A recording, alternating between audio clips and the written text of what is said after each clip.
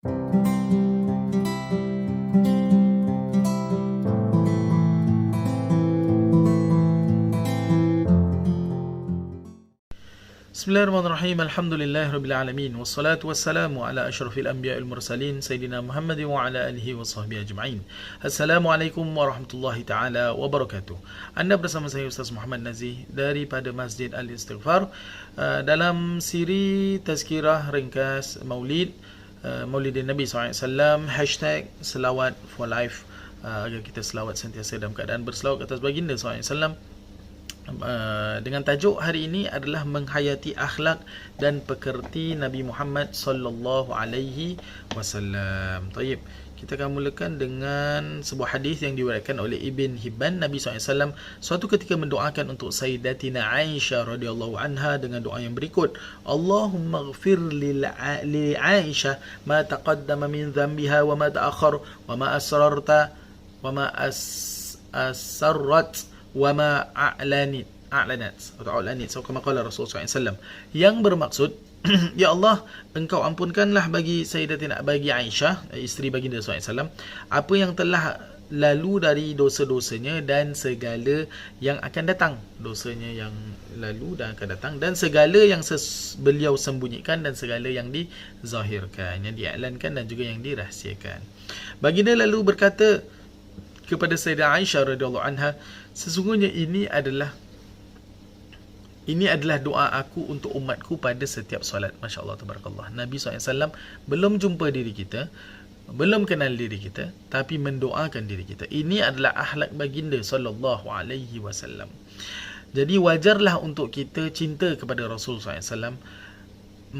Wajarlah untuk kita mengikuti akhlak Rasulullah SAW. Antaranya kerana Nabi SAW diutus kepada kita, wa innaka la'ala khuluqin azim, surah Al-Azim, yang Allah SWT berfirman di dalam surah Al-Qalam, yang bermaksud sesungguhnya kamu wahai Nabi berada di atas akhlak yang sangat mulia, akhlak yang sangat mulia. Jadi mustahil orang yang ikut agama Islam, orang yang ikut dan cinta kepada Sayyidina Rasul sallallahu alaihi wasallam tetapi tidak mempunyai akhlak baginda sallallahu alaihi wasallam. Something is wrong. Hasil daripada mengikuti, mengamalkan sunnah baginda sallallahu alaihi wasallam, hasilnya adalah pada akhlak orang itu.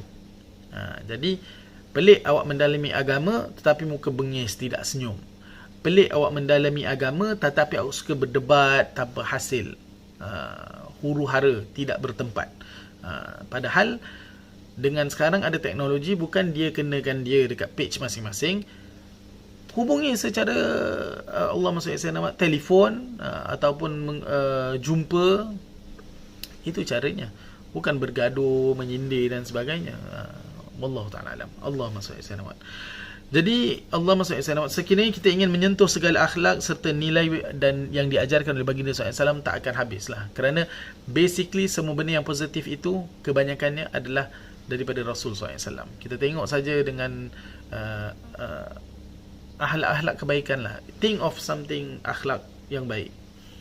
Khidmat ibu bapa diajar oleh baginda SAW. Khidmat ahli keluarga diajar oleh baginda SAW.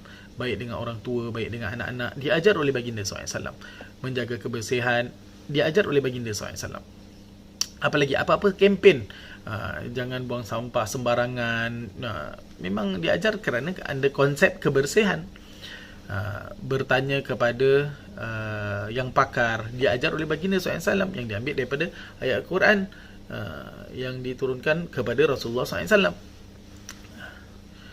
Fas'alu ahla dzikri in kuntum la ta'lamun. Bertanyalah kepada orang yang mahir dalam bidang itu. Wallahu ta'ala a'lam. Allahumma salli ala sayyidina Muhammad. Sekiranya kita menghayati sunnah baginda SAW, beliau sering menegaskan kepada umat untuk tidak menuruti hawa nafsu dan amarahnya. Antaranya juga adalah Allahumma salli ala sayyidina Muhammad, akhlak Nabi SAW adalah kesabaran. Dan kesabaran ini adalah satu sifat ahli syurga. Para sahabat, para nabi-nabi, semuanya insya-Allah masuk syurga Allah SWT dengan rahmatnya atas dasar sabar. Jadi nak tak nak kena sabar. Nabi SAW pernah bersabda dalam sebuah hadis berkenaan kesabaran, sesungguhnya kesabaran itu adalah pada saat musibah yang menimpa, bukan bila dah kena maki lepas tu sabar. Tak, bila benda tu happen, itu kita kena sabar. Dan macam mana kita nak sabar bila benda tu happen adalah dengan benda-benda kecil yang kita lakukan sebelum terjadinya itu. Maksudnya amalan-amalan kita, ibadah-ibadah kita. Kerana banyak beribadah, banyak beramal, banyak berzikir, banyak berselawat, ini akan membantu kita menahan diri kita daripada melayani hawa nafsu kita. Boleh? InsyaAllah. Ada kisah yang dikongsikan dalam podcast juga ada. Podcast The Talking Dome, Ustaz Lutfi menceritakan tentang kisah Nabi SAW sedang berjalan dengan Sayyidina Anas radhiyallahu anhu. Kemudian ada orang tarik ridak Nabi SAW sampai bertanda.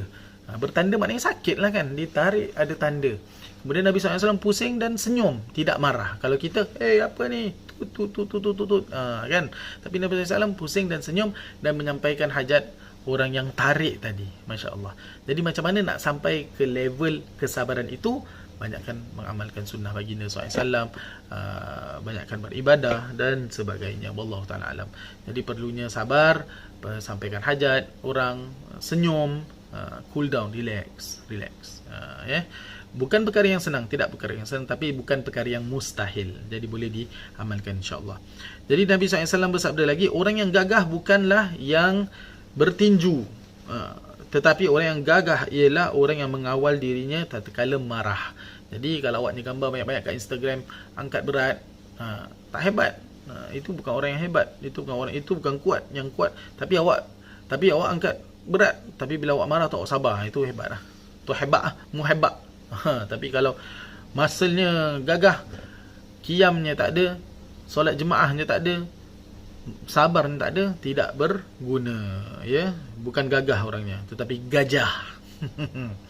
Seterusnya, kata-kata hikmah daripada bahasa Arab berbunyi, awal kemarahan itu adalah kegilaan dan diakhiri dengan penyesalan. Lagi-lagi kita dalam rumah tangga, suami yang sedang marah, sabar. Isteri yang sedang marah, sabar. Kalau ada teks, message yang buat kita marah, jangan terus reply, relax dulu, letak dulu. Pastinya beberapa minit yang kita tidak terus reply, akan lebih tenang perkataan-perkataannya. Kalau kita terus attack, reply terus, tak boleh. Maka itu akan menambahkan lagi kemarahan. Taib, Allahumma salli ala sayyidina Muhammad. Okey. Jadi kita tutup dengan bagaimana kita nak mengurus kemarahan kita. Jadi antara akhlak Nabi SAW adalah kesabaran. Jadi Nabi SAW juga pernah bersabda dalam sebuah hadis, yang kita perlu bersikap objektif dan tidak membiarkan emosi dan kemarahan menguasai diri kita. Jangan kasih kita emosi get the better of us. Nabi SAW bersabda yang berbunyi, wasalasun munjiyat khasyatallahi fis sirri wal alaniyah wal qasdu fil faqri wal ghina wal adlu fil ghadabi wal rida. Very good takeaway, masya-Allah tabarakallah. Jadi kita cuba decipher ni yang Nabi, hadis yang bermaksud, dan 3 perkara yang menjadi penyelamat. 3 perkara. Apa dia? Yang pertama, takut kepada Allah dalam keadaan sendiri dan keadaan terbuka. Takut kepada Allah pada keadaan sendiri, bersendirian dan terbuka.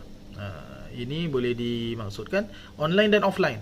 Kadang-kadang kita online bersama orang, offline bersama orang baik, tapi online sendiri-sendiri tu dosa-dosa dengan handphone tu tak teringat Allah SWT. Kita sekejap hamba Allah, sekejap hamba teknologi. Padahal perlu kita menjadi hamba Allah dalam solat, dalam ibadah dan luar. Bila main handphone tu masih hamba Allah. Hamba Allah berteknologi. Maksudnya dia jaga mata, jaga telinga, jaga mulut, jaga gerakan jarinya, like-nya, share-nya, dia jaga. Tapi kalau dia tak jaga, maknanya dia hamba teknologi lah, dia lupa kepada Allah. Jadi tak boleh. Hamba Allah tu 24/7. Okay, satu. Yang kedua, berjimat cermat ketika susah dan senang. Kita dapat lihat dengan COVID-nya ini, kalau dulu kita banyak berjimat ataupun kita banyak savings, insya-Allah tak ada masalah. Sekarang masalahnya adalah kerana kita tidak berjimat cermat. Kita dapat habiskan, tak pakai konsep 1/3. 1/3 simpan, 1/3 belanja, 1/3 rolling kembali. Kita tak gunakan konsep yang itu. Dan senang dan berlaku adil ketika marah dan redha. Kena berlaku adil. Berlaku adil ketika marah dan redha ternyata memerlukan kepada insan yang sentiasa berfikir. Tak boleh layankan nafsu saja.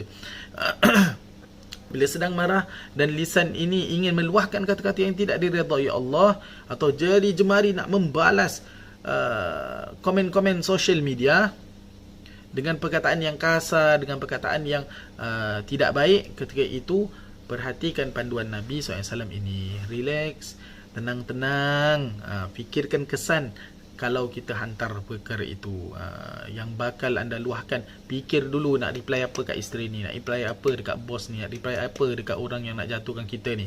Relax, relax brother, relax. Okay. Sama ada terhadap diri sendiri ataupun terhadap mereka yang berada di sekitar. Wallahu ta'ala alam. Jadi perbanyakkan amalkan antara sifat Nabi SAW.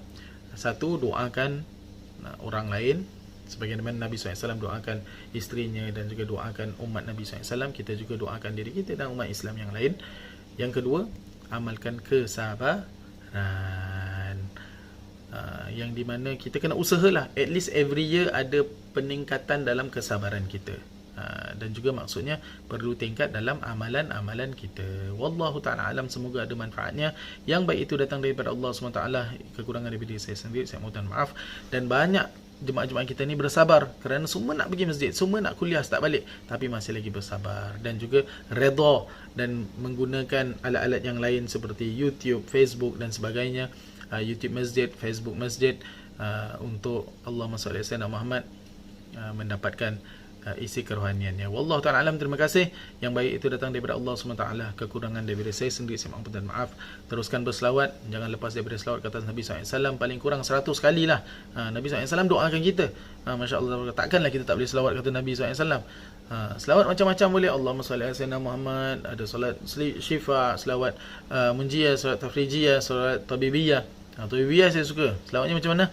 Allahumma salli wa sallim ala sayyidi wa habibi wa tabibi qalbi wa jasadi wa ruhi sayyidi rasulillah Muhammad ibni abdillah as-sadiqil amin wa ala alihi wa sahbihi ajma'in. Allah. Macam-macam selawat ada, amalkanlah. Kadang-kadang ustaz, tapi selawat ni tak ada dasar. Tapi daripada para ulama kita, benda yang baik. Dan selawat ini tak akan syirik, kerana bila kita selawat Rasul Allah, Rasulullah, Rasul itu adalah pesuruh Allah. Kita tak cakap Rasul tu Tuhan, tak ada. Jadi dalam selawat tu sentiasa kita ingat Rasulullah SAW, kita ingat Allah SWT, dan kita tahu Rasulullah SAW bukan Tuhan, dia adalah Nabi. Tak ada orang yang banyak selawat tu rasa Rasulullah SAW tu Tuhan. Dan segala izinnya yang berlaku atas barakah, mungkin barakah selawat, tapi izinnya adalah daripada Allah SWT. Seperti Nabi Isa AS menghidupkan yang mati, yang menghidupkan bukan Nabi Isa, tapi izinnya Allah SWT. Yang keluarkan air daripada jari-jari jemari Nabi SAW, yang membelahkan bulan, yang buatnya Nabi, tapi izinnya daripada Allah SWT. Jadi orang yang berselawat adalah orang yang cinta kepada Allah dan cinta kepada Rasul sallallahu alaihi wasallam. Wallahu ta'ala alam. Kita jumpa lagi pada sesi yang lain insya-Allah. Wassalamualaikum warahmatullahi wabarakatuh. #Selawat for Life.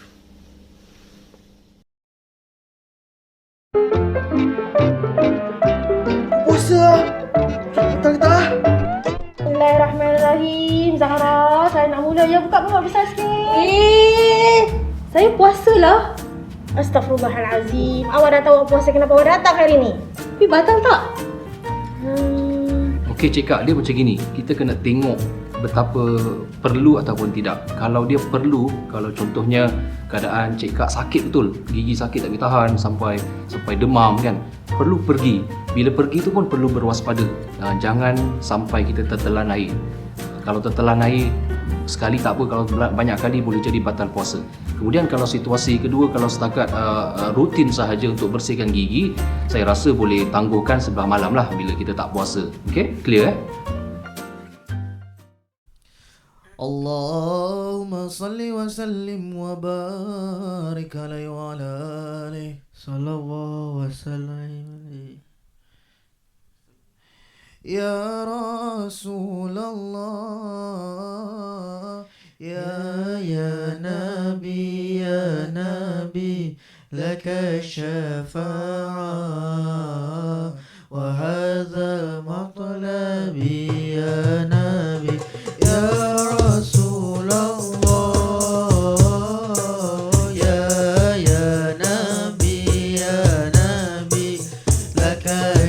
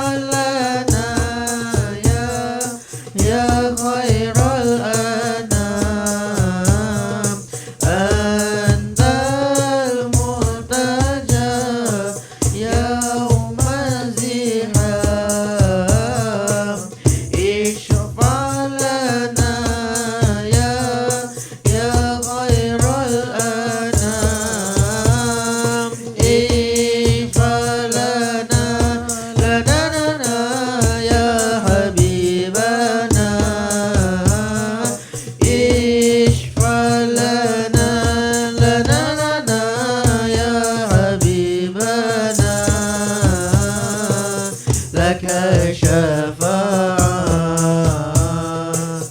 يا رسول الله يا نبي اللهم صل على محمد يا ربي صل عليه وسلم اللهم صل على محمد يا ربي صل عليه وسلم إن قيل زرتم بما رجعتم يا أكرم الخلق ما نكون إن قيل زرتم بما رجعتم يا أكرم الخلق ما نكون قولوا رجعنا بكل خير واجتمع الفرع والأصول قولوا رجعنا بكل خير واجتمع الفرع والأصول اللهم صل على محمد يا ربي صل عليه وسلم اللهم صل على محمد يا ربي صل عليه وسلم يا سيدي يا رسول الله يا من له جاه عند الله إن المسيئين قد جاءوا لذنبي يستغفرون الله يا سيدي وصلي هدينا هيا إلينا الآن يا همة سادات الأقطاب فأدينا صدق وسري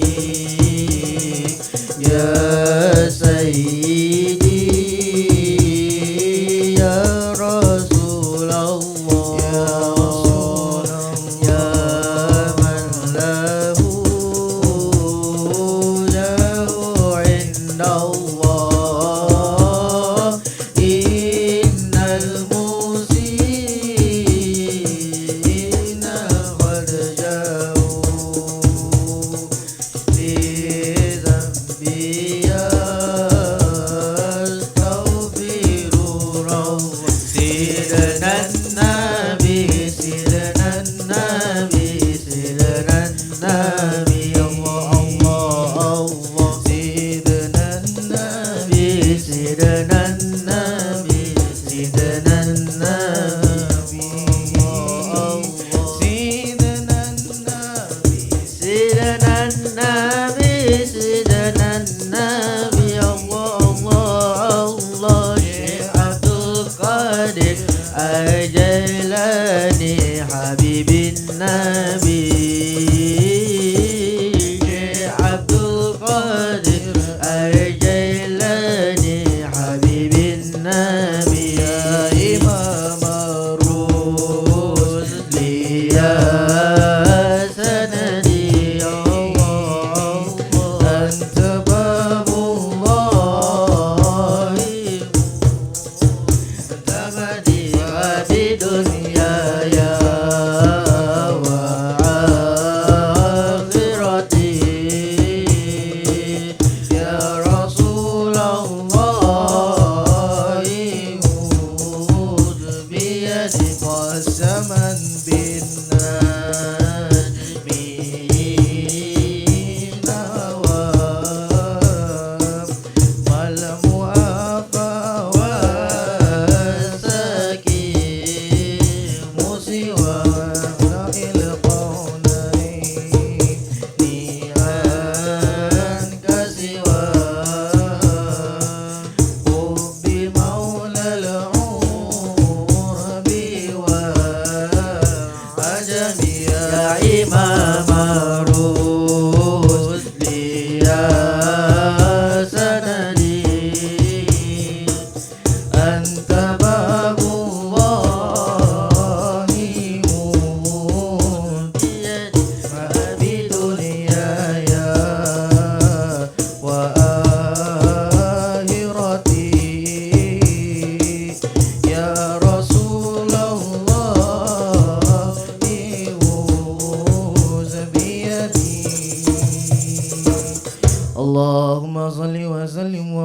وبارك عليه وعلى آله